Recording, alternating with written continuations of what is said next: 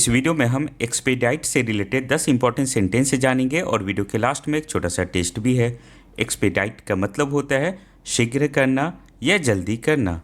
First sentence है, dad asked to expedite the delivery, we must expedite the project work, please expedite the ticket booking, the doctor expedited the checkup, the shopkeeper expedited our order. Next sentence है, let us expedite our packing, they expedited the repair work, he expedited the report writing, the driver expedited the journey, can you expedite the game setup। अब आपके लिए एक छोटा सा test भी है। Expedite का हिंदी मीनिंग क्या होता है?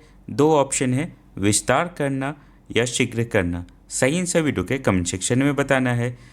इसी तरह के और भी वीडियोस के लिए इस YouTube चैनल को सब्सक्राइब कर लो। All the best for your upcoming exam.